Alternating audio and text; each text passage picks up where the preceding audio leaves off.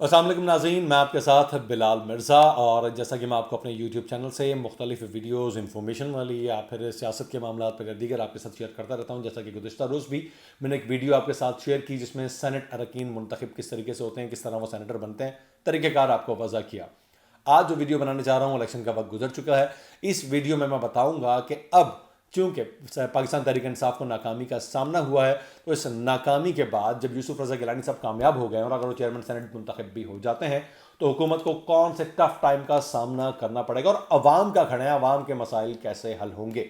इन topics पर आज बात करेंगे। इससे पहले आपसे गुजारिश है कि मेरे इस यूट्यूब चैनल को सब्सक्राइब कीजिए और बिलाल मिर्ज़ा ऑफिशियल ये मेरा चैनल है, और साथ ही बेल आइकन के बटन को ज़रूर प्रेस कीजिएगा ताकि आपको नोटिफिकेशन बाकायदगी से मौसूल हो सके। वीडियो की जाने बढ़ते हैं। तो जनाब, रिजल्ट की अगर बात की जाए तो सेनेट इलेक्शन का रिजल्ट आ चुका है, ठीक है।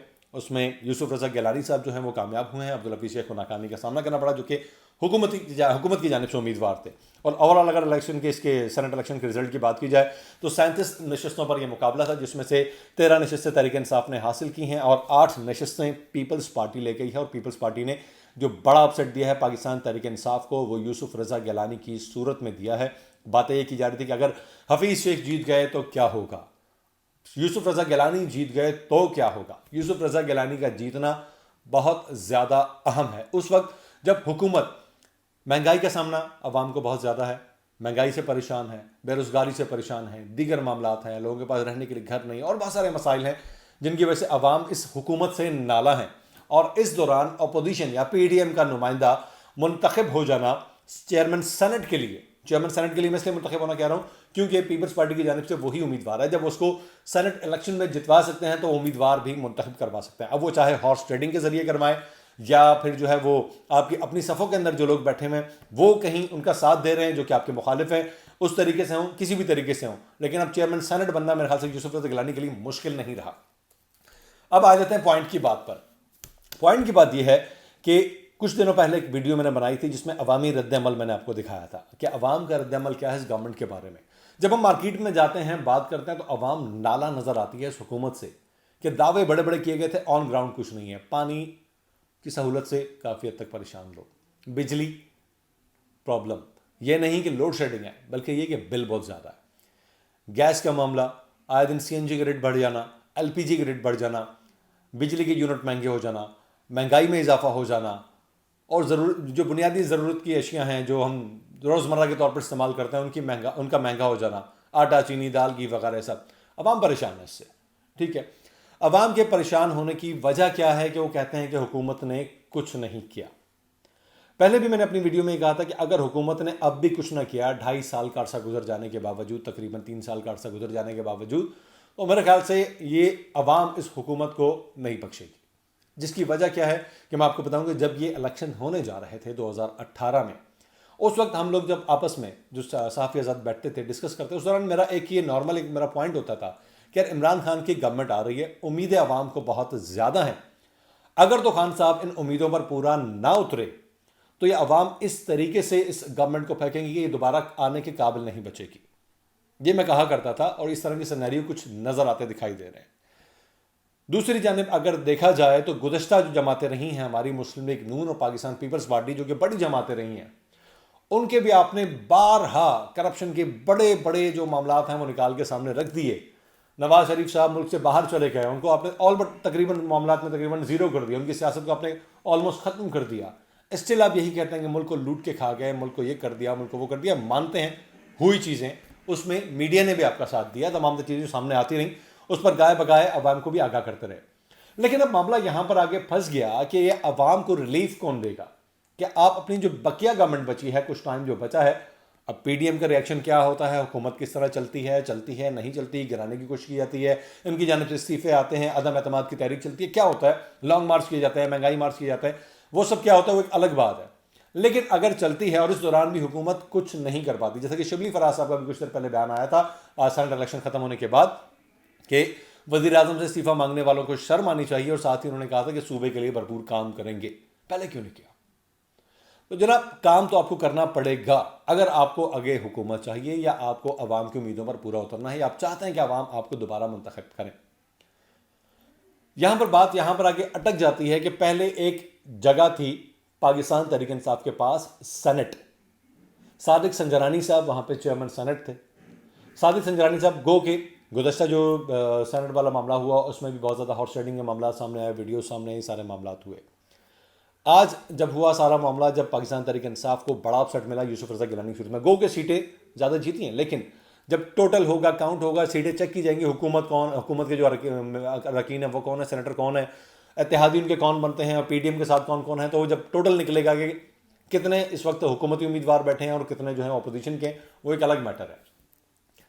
لیکن اس وقت چیئرمین سینٹ والا جو معاملہ تھا جس کے لیے حفیظ شیخ اور یوسف رضا گیلانی سامنے تھے، اس معاملے کے اندر اگر دیکھا جائے تو یوسف رضا گیلانی صاحب آپ کے اس اسمبلی کے اندر آپ کے اراکین کی تعداد زیادہ ہونے کے باوجود، آپ کی اکثریت حاصل ہونے کے باوجود وہ یہاں پر شکست کھا کر بیٹھ گئے. اس کی وجہ کیا ہے؟ اس کی وجہ پر بے شک غور کیجیے گا، لیکن ایک طرف وہاں پہ بے شک ووٹ ڈالنے والے وہی حکومتی نمائندے تھے جو کہ اسمبلیز میں ہوتا ہے، وہاں پہ عوام ووٹ ڈالنے والی نہیں تھی.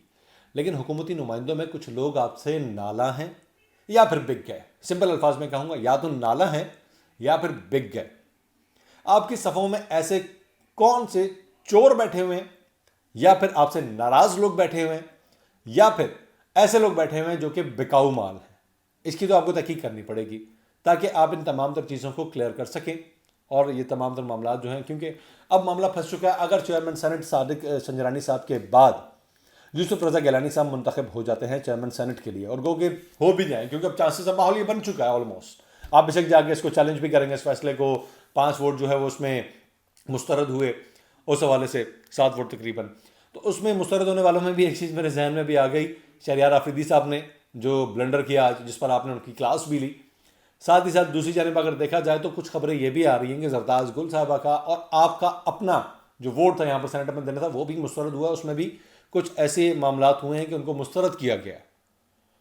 اب وہ ووٹ مسترد ہونا یا کسی بھی وجہ سے ہو جانا، یوسف رضا گیلانی صاحب جیت چکے ہیں. معاملات یہاں پر اگر پھنس جاتے ہیں کہ اب آپ سینٹ کا جو سہارا لیا کرتے تھے وہ بھی نہیں لے سکتے، کیونکہ چیئرمین سینٹ جو ہوتا ہے وہ قائم مقام صدر ہوتا ہے. صدر کی غیر موجودگی میں ایک بڑا عہدہ ہے، بڑی قانون ساز اسمبلی ہے یہ.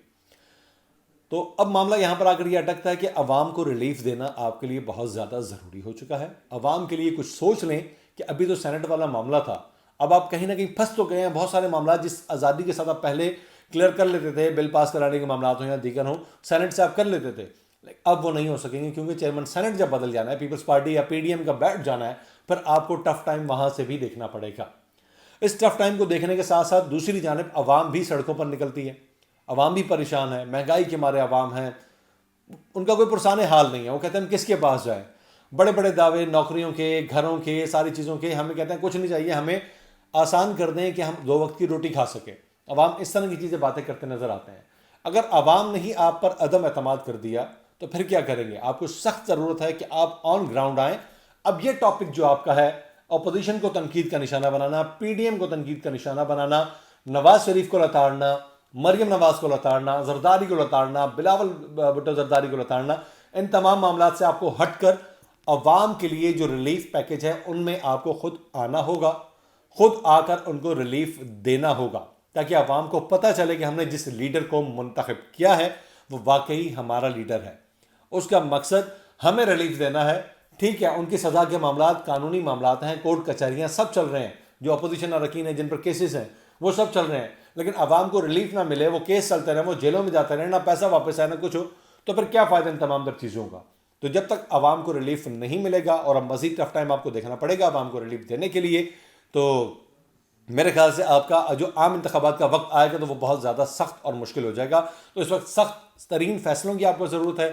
کہاں پر آپ کے صفوں میں چور بیٹھے ہوئے ہیں، کہاں پر آپ کی صفوں میں آپ سے ناراض لوگ بیٹھے ہوئے ہیں، کہاں پر آپ کی صفوں میں بکاؤ مال بیٹھا ہوا ہے. کہتے ہیں نا کہ ایک مسجد کا جو امام ہوتا ہے، اس امام کے پیچھے جب آپ نماز پڑھ رہے ہو تو آپ کا دل سے عقیدہ ہونا یہ ضروری ہوتا ہے کہ یعنی جو امام نماز پڑھا رہا ہے، میں اس کے پیچھے نیت کرتے ہو آپ کہ اس امام کے پیچھے آپ اپنے فرائض کی نیت کرتے ہو کہ اس امام کے پیچھے میں نیت کرتا ہوں. لیکن جب آپ کے امام پر آپ کا عقیدہ ہی نہ ہو، آپ کو اس کے کردار سے کوئی اعتراض ہو، آپ کو اس کے معاملات سے کوئی اعتراض ہو، آپ اس پر ٹرسٹ نہ کرتے ہوں، تو آپ اس کے پیچھے نماز پڑھیں بھی تو میرے خیال سے آپ کا دل ہی مطمئن نہ ہوگا. تو آپ کو دیکھنا پڑے گا، یا تو اپنے ناراض لوگوں کو راضی کریں، بکاؤ مال کو اٹھا کے باہر پھینکیں، جو چور حضرات ہیں ان کی چھاٹی کریں، صفایا کریں، اور صحیح طریقے سے آن گراؤنڈ آ کر عوام کو ڈلیور کریں. عوام 2 وقت کی روٹی چاہتی ہے.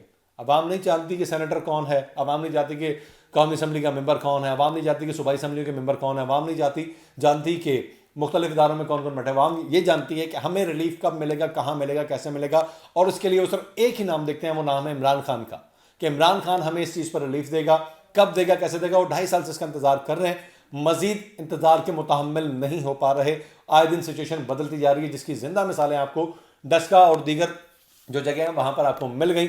بے شک وہ جو الیکشن ہیں ڈسکا کے, ان کے جو ہے وہ ان کو جو ہے قرعدم قرار دے دیا, اگر دوبارہ سے الیکشن ہو گیا, جو بھی معاملات ہوں گے اس کے, تو وہ معاملہ ہو گیا. لیکن آپ کو شکست عوامی لیول پر, نچلے لیول پر آپ کے نمائندوں کو ہو رہی ہے. تو آپ کو خود ان تمام چیزوں کو غور سے دیکھنا ہوگا. اب ٹھیک ہے, کرپشن والا معاملہ, غداروں والا معاملہ, چوروں والا معاملہ سب ایک طرف رکھ کے آپ کو یہ دیکھنا ہوگا عوام کو ریلیف کیسے دیا جا سکتا ہے. پناہ گاہیں بنی ہوئی ہیں, سب پناہ گاہوں میں نہیں رہتے, لوگوں کے اپنے گھر بھی ہیں, لوگوں نے خرید کے اسی مارکیٹ سے کھانا ہے. اس مارکیٹ میں جب کوئی چیز سستی نہیں ملے گی تو عوام آپ پر غصہ کریں گے, عوام کا رد عمل آپ کے سامنے آئے گا. آپ کو عوام کے لیے ڈائریکٹلی کچھ کرنا ہوگا, کوئی ایسے ریلیف پیکیجز, کوئی ایسے فنڈز جاری کرنے ہوں گے جس سے عوام کو چیزیں سستی ملیں.